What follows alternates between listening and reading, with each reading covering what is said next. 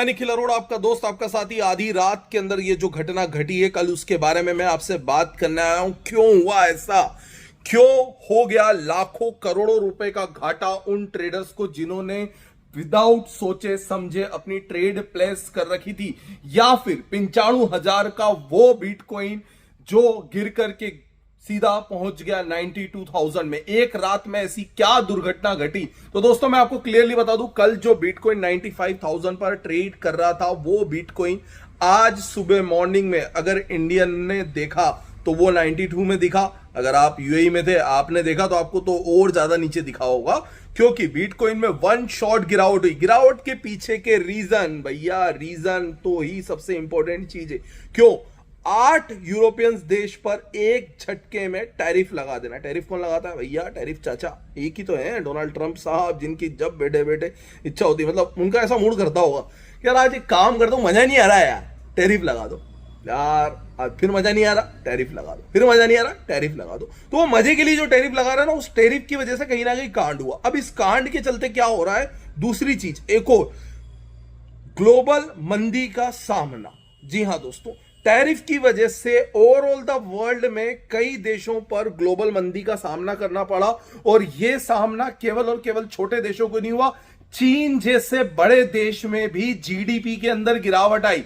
अब चीन की जीडीपी में गिरावट होना और टैरिफ की वॉर ऊपर से, एंड एक और थिंग जो आप नहीं सोच रहे, जो मैं आपको बता दूं, क्या मजबूती कहां पर दिख रही है? मजबूती सोने और चांदी जैसे स्ट्रॉन्ग मेटल और स्ट्रॉन्ग सेगमेंट में लोगों को नजर आ रही है। उस वजह से कहीं ना कहीं बीटीसी के अंदर एक गिरावट हुई। लेकिन बीटीसी गिरता, बात अपनी जगह रुक जाती।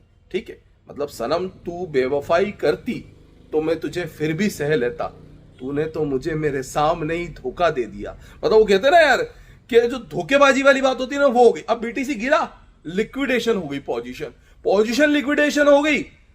तो भैया अब वो है ना, एक मोहब्बत ने दोस्तों को ही पटा डाला, तो जो लिक्विडेशन वाली बात होती है तो जिगर में यहां छेद हो गया। अब जिगर में जैसे छेद हुआ तो और ज्यादा नीचे गिरावट हुई, और नीचे गिरावट हुई, तो संभलने का समय ही नहीं मिल पाया।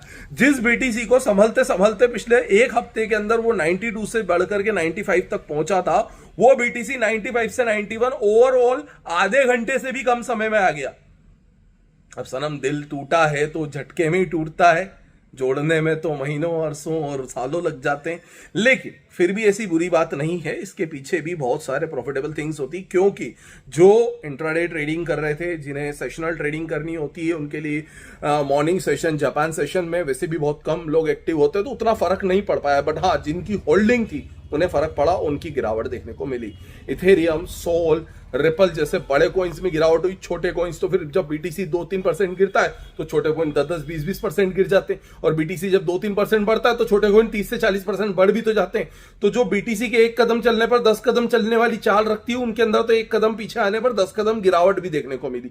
लेकिन इसके पीछे अच्छी बात यह थी कि जब आज न्यूयॉर्क सेशन स्टार्ट होगा तो हो सकता है कि कुछ यहां पर वॉलेटिलिटी कम देखने को मिले, जिस वजह से बीटीसी के अंदर आप देखेंगे कि 90,000 पर एक स्ट्रॉन्ग सपोर्ट लाइन के साथ में 88,000 पर मेजर सपोर्ट लाइन के साथ में रिकवरी जोन बन सकता है।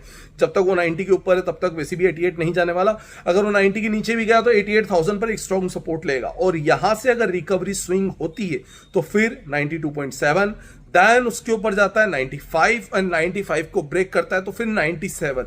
वैसे भी मैंने आपसे कहा था कि जब तक ये 97 के ऊपर नहीं टिकता तब तक 1 लाख की उम्मीद नहीं, और 97 के ऊपर टिक गया तो फिर इसे 1 लाख होने से कोई रोक नहीं सकता है। यानी कि कोई माइका लाल रोक नहीं पाएगा अगर 97,000 के ऊपर निकला। वही बात अगर आती है इथेरियम के साथ में, जब तक इथेरियम 3500 के नीचे वॉलेटाइल सेशन में रहेगा, 2900 का एक मेजर सपोर्ट के साथ में रहेगा, 3200 पर स्विंग करता हुआ रहेगा, 3500 ब्रेक करने के बाद एक नए हाइस के लिए मूव करेगा। सॉल के लिए सिंपल सी बात है, $120 का एक स्ट्रॉन्ग सपोर्ट लाइन है।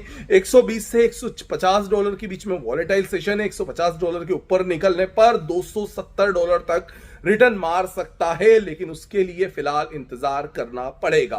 रिपल $2 का था, $2 का है, $2 का नहीं रहेगा आने वाले टाइम में। जब भी ये 2.75 को क्रॉस करेगा $4 तक इजीली नजर आ सकता है। लेकिन ओवरऑल जब तक वॉलेटाइल सेशन बना रहेगा, आपको प्रॉपर एक गाइडलाइन की जरूरत है, जिसके लिए मैं आपका सपोर्ट करने के लिए तैयार हूं। तो if you want to trade in crypto market, you can WhatsApp me on 9301723368।